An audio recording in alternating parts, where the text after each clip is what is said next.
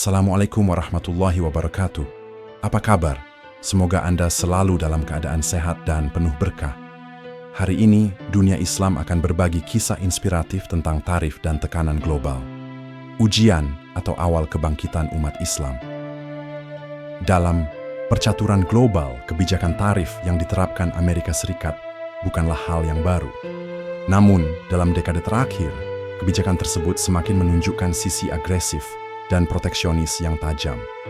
Dengan alasan melindungi industri dalam negara dan menekan defisit perdagangan, AS secara sepihak menaikkan tarif terhadap produk dari berbagai negara.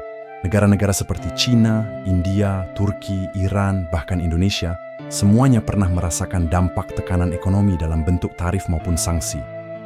Kebijakan ini tidak hanya berdampak pada sektor perdagangan, tetapi juga menimbulkan efek domino yang mengganggu stabilitas ekonomi global.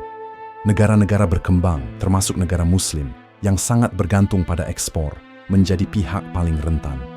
Ketika ekspor dibatasi dengan tarif tinggi, pendapatan nasional menurun, lapangan kerja menyempit, dan kesejahteraan rakyat terganggu.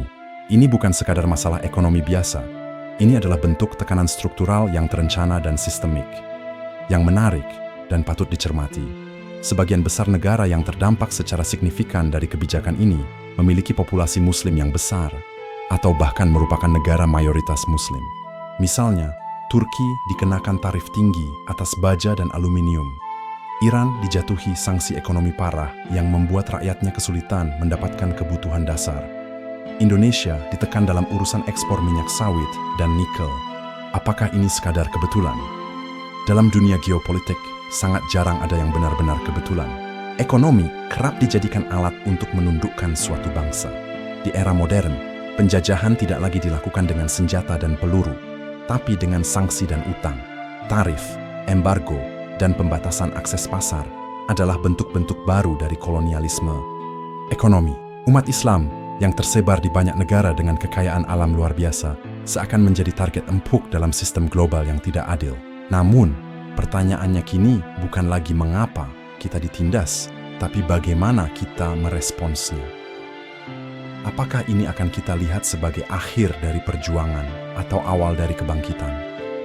Umat Islam harus memandang tekanan ini sebagai ujian dari Allah Subhanahu wa Ta'ala. Ujian bukan untuk melemahkan, tetapi untuk menguatkan. Ujian bukan untuk menjatuhkan, tetapi untuk mengangkat derajat mereka yang bersabar dan bertindak dengan bijaksana. Dalam sejarah Islam, tekanan dari luar seringkali menjadi titik balik kebangkitan umat. Lihatlah bagaimana Rasulullah dan para sahabat menghadapi tekanan ekonomi dari kaum Quraisy yang memboikot Bani Hashim. Mereka bertahan dalam penderitaan, namun tidak kehilangan arah. Justru dari kondisi itulah lahir kekuatan iman yang mengakar dan solidaritas yang tak tergoyahkan. Kini, umat Islam modern juga diuji dengan bentuk tekanan yang berbeda. Namun prinsip dasarnya tetap sama, bertahan dengan iman, bangkit dengan ilmu dan amal. Saatnya bagi dunia Islam untuk memperkuat kerja sama ekonomi antar negara Muslim. Kita punya organisasi kerja sama Islam, OKI, D8, bahkan berbagai forum regional. Namun, pertanyaannya, seberapa konkret langkah yang sudah diambil? Apakah kita masih sibuk dengan ego sektoral atau mulai membangun jaringan ekonomi yang adil dan mandiri? Kita tidak bisa terus-menerus menjadi konsumen dalam sistem global. Kita harus jadi produsen, inovator, dan pelaku utama dalam pembangunan ekonomi umat. Potensi dunia Islam sangat besar.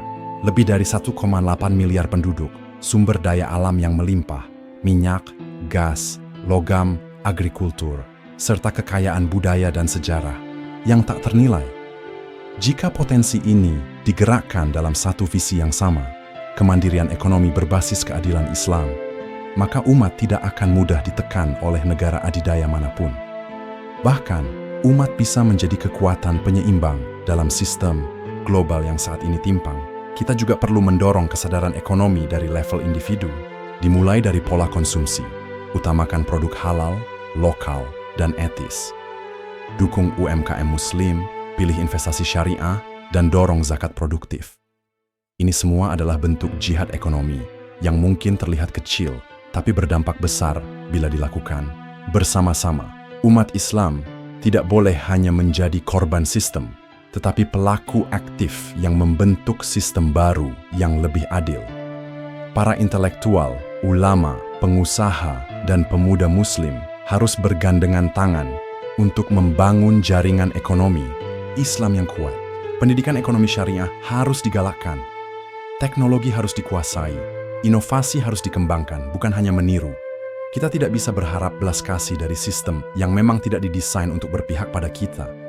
Saatnya umat menciptakan sistem alternatif yang adil, berkelanjutan, dan memberdayakan. Tarif adil SAPS hanyalah salah satu dari sekian banyak bentuk tekanan global. Mungkin tidak akan berhenti di sini. Bisa jadi akan ada kebijakan baru, tantangan baru, bahkan krisis baru. Tapi, setiap ujian adalah peluang untuk introspeksi, memperkuat fondasi, dan membangun masa depan yang lebih kuat. Jika umat Islam mampu membaca tanda zaman dan bertindak strategis, maka kita tidak hanya akan lolos dari ujian ini, tapi juga menjadi pelaku utama perubahan global yang positif. Pada akhirnya, kita harus kembali kepada prinsip dasar, bahwa semua rezeki datang dari Allah Subhanahu wa Ta'ala, dan bahwa kekuatan sejati ada pada iman, ilmu, dan kesatuan. Selama kita menggantungkan harapan hanya pada sistem dunia, kita akan terus menjadi korban. Tapi, jika kita menggantungkan harapan pada Allah dan bekerja sama sesama umat, maka tidak ada tarif, embargo, atau sanksi apapun yang bisa menghentikan kebangkitan Islam. Salurkan wakaf Anda di sini, Bank BRI 0669 010 0139 8307 atas nama Yayasan Wakaf Khaira Zadina. Salurkan wakaf pakaian bekas Anda untuk korban bencana melalui kami. Kami siap mencuci dan merapikan sebelum disalurkan.